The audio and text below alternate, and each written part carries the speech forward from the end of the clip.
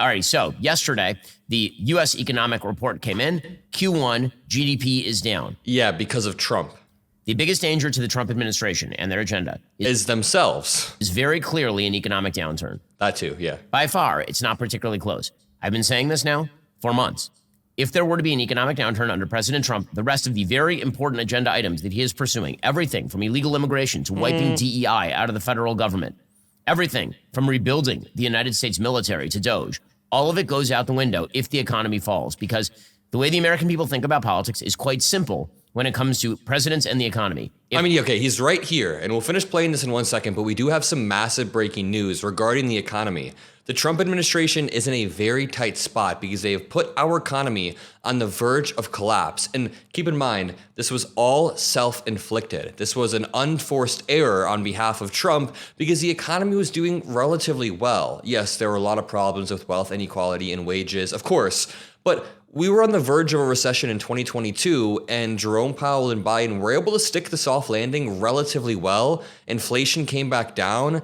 We were on the right path, at least, even though the economy was far from perfect, and Trump has yanked us off of that path. This article describes how in less than a week, our economy will be in a tight spot. Let's just start here, and then we'll go back to Ben Shapiro. Make sure you drop a like, drop some blue hearts. And this thread reads, "The White House has put itself and the country in a bad position, but doesn't even realize it yet. Around April 10th, China to US trade shut down, but it takes about 30 days for containers to go from China to LA. So we're technically still experiencing the trade from pre-Liberation Day.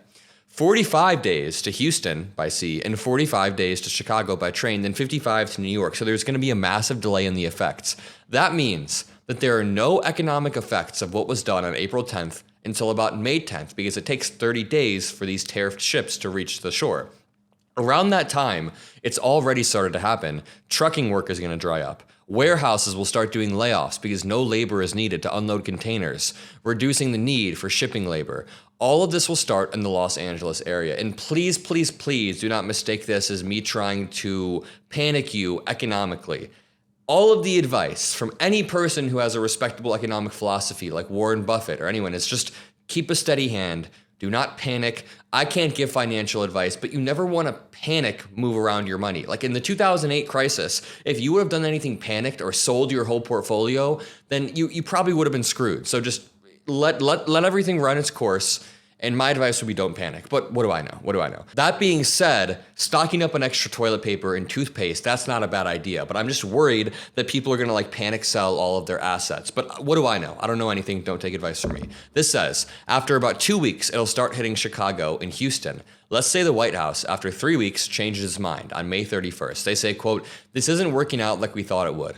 Tariffs back to zero." Let's say China then says, bygones be bygones. We'll go back to how things were. Let's say every factory in China that got screwed by their orders being canceled says the same thing. Quote, "No problem, we'll make and ship." The problem is, even under the most favorable conditions of China and the factories restarting economic ties as though nothing happened, it would take another 30 days before economic activity is activated and revived due to the 30-day delay between shipping. And that's just in LA. Remember, in Chicago, you'd then need to wait another 45 days. In Houston, 45 days. And New York at that point would still be getting containers from before April 10th because they have a 50-day delay. The whole situation is a bit like COVID lockdowns. I believe I said this at the beginning, but we are on the verge of a COVID-esque style lockdown. This says the whole situation is a bit like the lockdowns. Once you shut down, it takes a long time to get economic activity back to where it was, if you ever can. I was at the Trump rally, the 100-day celebration rally in Warren, Michigan a few days ago to debate his supporters, to push back, and a lot of them were saying, oh, it's just going to be like COVID. We survived COVID. The only difference is many people didn't survive COVID. Many people had their lives ruined, but number three, this is an unforced error, a self-inflicted error entirely. Now let's move on to this updated article from this morning. Some of the last cargo ships carrying Chinese goods without crippling tariffs are currently drifting into U.S. ports. And this builds directly off the back of what I was just reading, how there's a 30-day delay. So keep that in mind. Cargo ships from China loaded after April 9th will carry with them the 145% tariff that Donald Trump slapped on goods from the nation last month. Next week, those goods will arrive, but there will be fewer ships at sea and they will be carrying less cargo.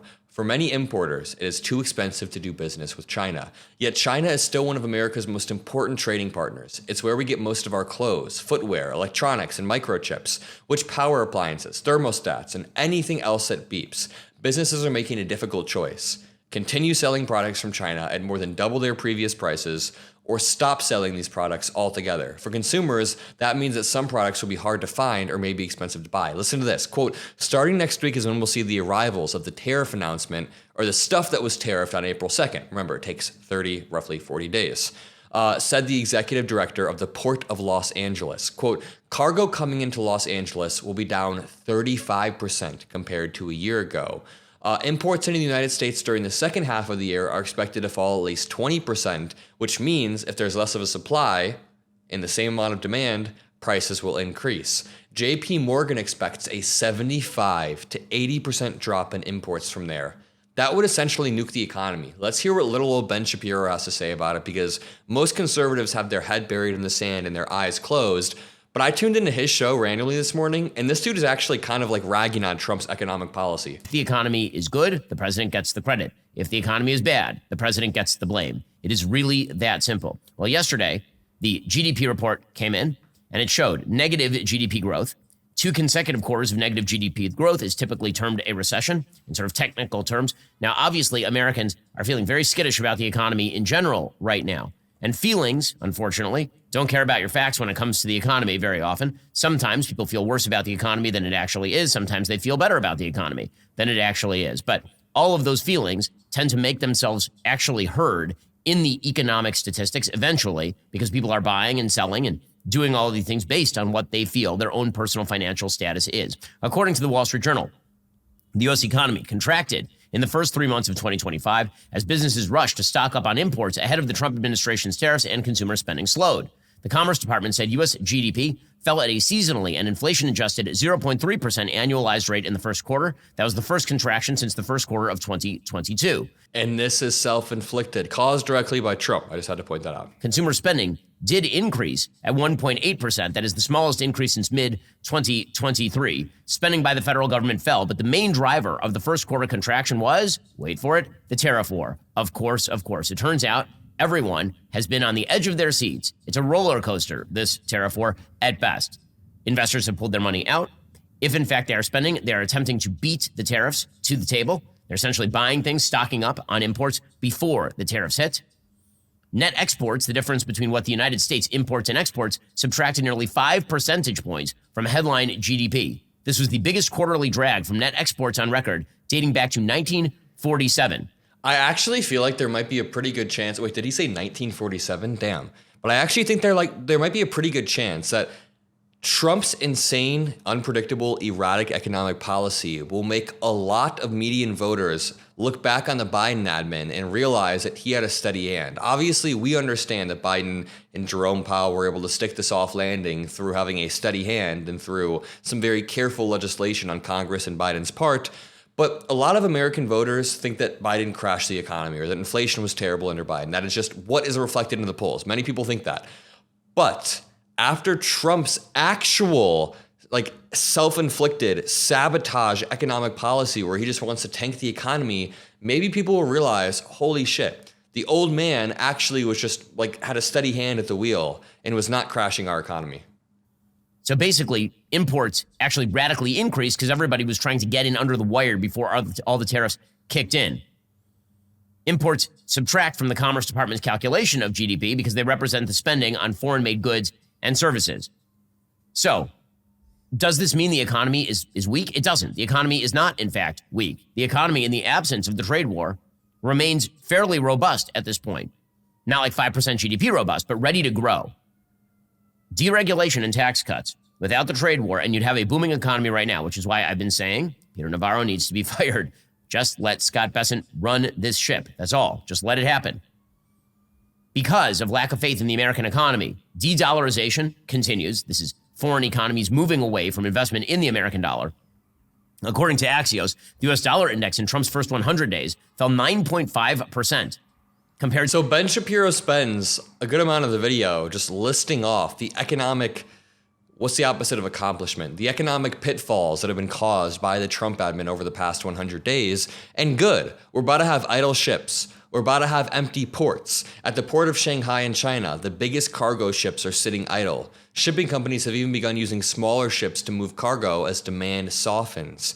Even so, sailings from China to the US fell 60% in April, and we will see prices raise. Higher prices on store shelves coming in weeks. Once the cargo hits US ports, the goods take as little as a few weeks to hit store shelves. And when the current inventory runs out, more expensive tariffed items will make their way onto shelves. There's a lot of concern right now. Right now, retailers are in the process of trying to figure out their back to school and Christmas orders and how and when they're going to place those. Lord have mercy, caused directly by the guy who promised to lower prices on day one. I will keep you all updated. Make sure you drop a like, subscribe. I love you all. See you in the next one. Peace out.